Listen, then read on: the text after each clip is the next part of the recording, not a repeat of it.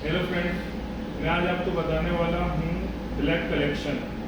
Sample blood collection में जो minor mistakes होती है, यानी हमारे क्वालिटी कंट्रोल मेजर से देखा जाए तो इनको हमें इम्प्रूव करना चाहिए।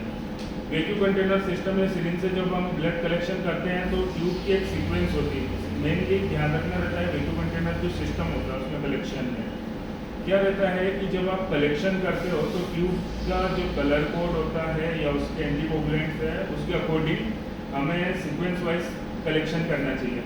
तो ये हमारे पास जनरली जो मोस्ट ऑफ सबसे ज़्यादा यूज़ होती है हमारी बायोकेमिस्ट्री, लेबोरेटरी, मेटोलॉजी या फिर माइक्रोबायोलॉजी में।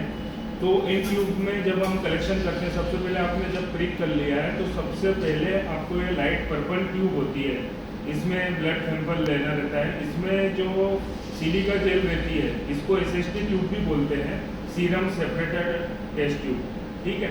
तो एसएसटी ट्यूब का जो सबसे पहले अपने को इसमें सैंपल कलेक्शन करना रहता है, इसमें सिलिका जेल रहती है जो कि अपने सीरम और ब्लड सेल के बीच में आ जाती है, जिससे सीरम अपर पार्ट में रहता है और ब्लड सेल्स लोअर पार्ट में। तो सबसे पहले आपको लाइट येलो वाली टेस्ट ट्यूब में सैंपल लेना है।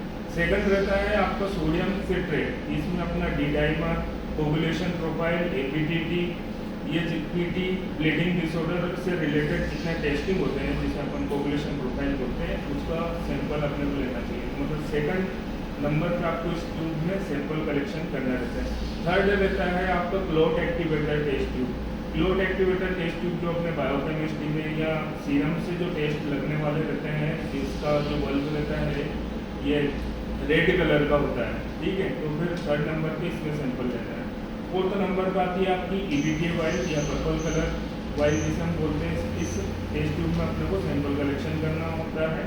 तो ये फोर्थ नंबर पर आपको कलेक्ट करना है, जिसमें आपको सीबीसी या रेटिकुलर साइट काउंट या सेल स्टडी करने के लिए हम पर्पल टेस्ट ट्यूब का यूज़ करते हैं। तो फोर्थ नंबर पे इसका कलेक्शन करते हैं। फिफ्थ नंबर पर आता है आपका सोडियम फ्लोराइड टेस्ट ट्यूब, जो कि अपने GTT test, glucose tolerance test या ग्लूकोज फास्टिंग टेस्ट, पीटी या पोस्ट पेरेंटल, जो भी आपको ग्लूकोज स्टडी के लिए टेस्ट लगाने के लिए आपको सोडियम फ्लोराइड टेस्ट ट्यूब का यूज़ करते हैं।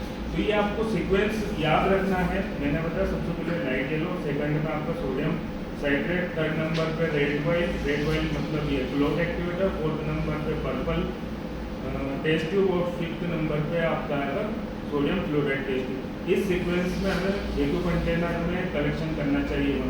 अगर आपने जैसे पहले क्या कर लिया, प्रिक कर दिया और डायरेक्टली उठा के रेड लगा दिया, रेड वाइल लगा दी, फिर आपने ये सेकंड वाला लगा दिया पर्पल, तो ये सीक्वेंस गलत है और इससे टेस्ट रिजल्ट पे भी इफेक्ट पड़ता है।